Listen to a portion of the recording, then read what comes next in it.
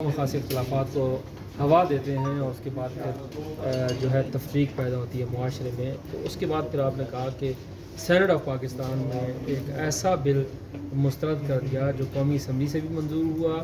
اس کے بعد اسلامی نظریاتی کونسل میں وہ باقاعدہ طور پر ڈسکس ہوا اور اس کی سفارشات کے ساتھ وہ بل جو ہے پیش ہوا. بل اصل میں کیا تھا، اور جس طرح سے آپ نے کہا کہ آپ کی جو میٹنگز ہوئیں ان میٹنگز میں کون کون سی باتیں ہوئی تھیں، اور جو علماء تھے اہل سنت کے علماء وہ کون کون سے جید علماء ہیں جنہوں نے یہ خط جو ہے وہ چیئرمین سینٹ کو لکھا کہ یہ بل فرقہ وارانہ نہیں ہے. اس حوالے سے ذرا وضاحت کیجیے. بسم اللہ الرحمن الرحیم. یہ بل جو ہے یہ مسلم عالی قوانین جو ایوب خان کے دور سے رائج ہے، اس کے تحت میراث کے حوالے سے نچلی عدالتوں سے جو فیصلے ہو رہے ہیں وہ یوں فیصلہ ہوتا ہے کہ اگر کوئی شیعہ بیوہ جس کے شوہر کی اولاد نہیں ہے اس کو میراث نہیں دی جاتی، جبکہ شیعہ فقہی مسلک جو موجودہ اس وقت ہے اور ہمارے جو مجتہدین اعظام ہیں ان کے فتاویٰ ہیں وہ یہ ہے کہ اس کو میراث ملنی چاہیے. تو اس حوالے سے ایک کیس آیا تھا پنڈی بینچ ہائی کورٹ عباد الرحمان کی عدالت میں 2016 میں. تو جون 2016 کو سماعت ہوئی، اس میں پیش ہوا تھا، مجھے انہوں نے خود بلایا تھا. تو اس میں انہوں نے بحث کے بعد ایک شک فیصلے کی یہ تھی کہ انہوں نے وزارت قانون کو لکھا کہ شیعہ بیوہ کی میراث کے لیے فقہ جعفری کے مطابق قانون تجویز کیا جائے.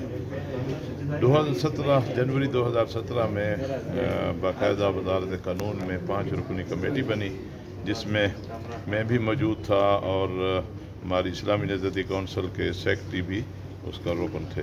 اس کے کئی اجلاس ہوئے، اس میں ایک ڈرافٹ تیار ہوا. اس کو البتہ مختلف ممالک کے قوانین کا بھی مطالعہ کیا گیا جس میں ایران، بحرین، لبنان، عراق، مصر وغیرہ، اور ایک ڈرافٹ تیار کر کے لا ریفارمز کمیٹی میں پیش ہوا جس کی صدارت اس وقت کے وزیر حامد صاحب نے کی تھی.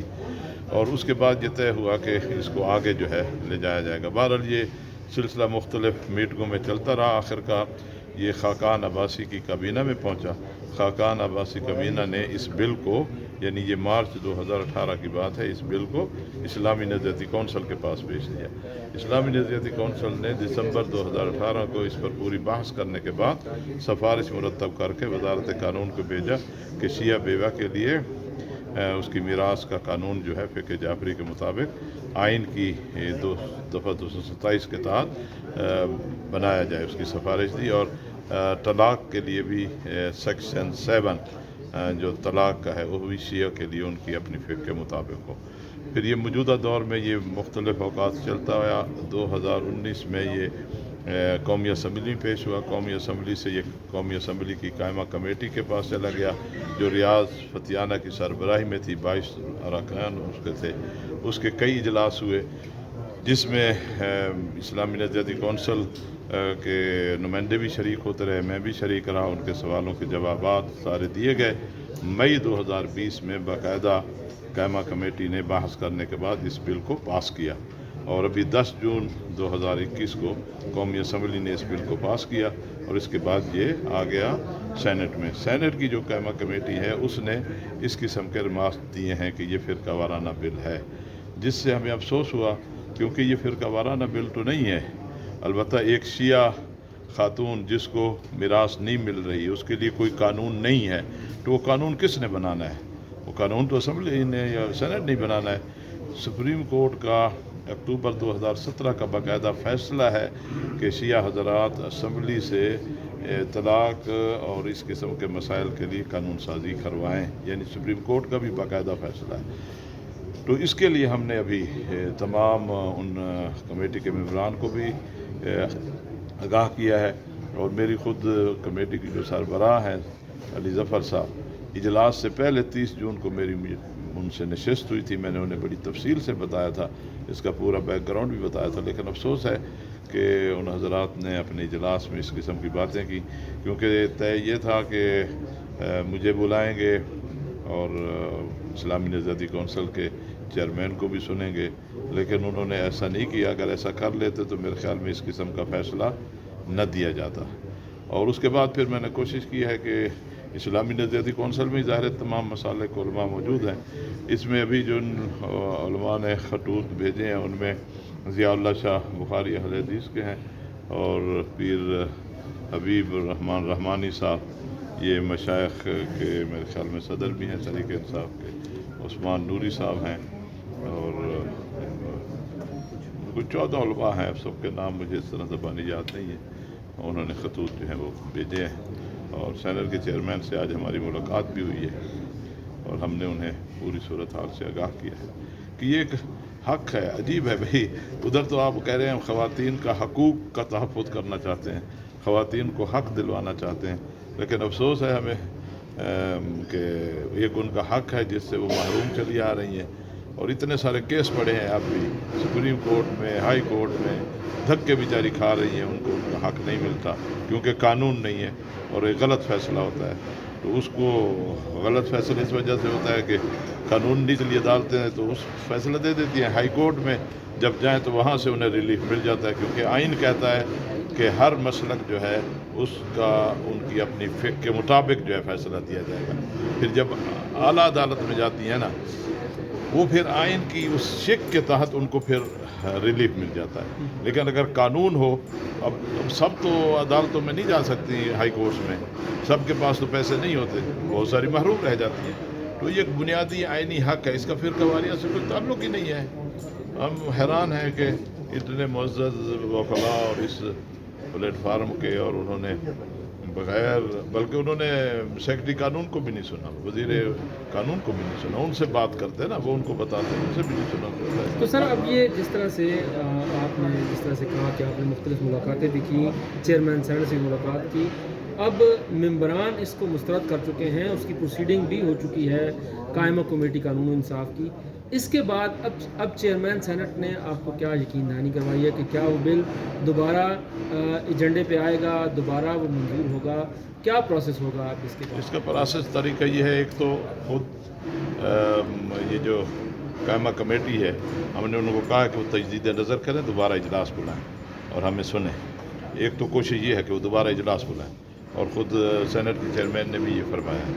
دوسرا یہ تھا کہ وہ کہہ رہے تھے کہ میں ایک اور سلیکٹڈ کمیٹی بناؤں گا جس میں یہ بحث جو ہے کرائی جائے گی. اور آخر میں پھر یہی ہوگا کہ سینٹ میں بل پیش ہوگا، پھر سینٹ کے ممبران جو ہیں اپنی رائے دیں گے، یا اسے قبول کریں گے یا رد کریں گے. اور ہم انشاءاللہ سینٹ کے تمام ممبران کو جو ہے پورا بریف ان تک پہنچائیں گے. اور سینٹ کے چیئرمین نے بھی یہ کہا ہے کہ آپ ٹھیک ہے، پورا بریف جو ہے تمام ممبران کے لیے دے دیں، ہم ان کو پہنچا دیں گے. پھر اس کا یہ ہوگا. لیکن اس کے بعد اگر نہ ہوا تو پھر جوائنٹ سیکشن بلایا جائے گا، کیونکہ یہ بل رد نہیں ہو سکتا. پھر جوائنٹ سیکشن بلایا جائے گا. تو اس اللہ کرے گا اتنی نوبت نہیں آئے گی، پہلے انشاءاللہ حل ہو جائے گا. سر اس حوالے سے سیاسی جماعتوں کے سربراہان سے جو پارلیمنٹ میں موجود ہیں ان سے بھی ملاقات کریں گے اس بل سے؟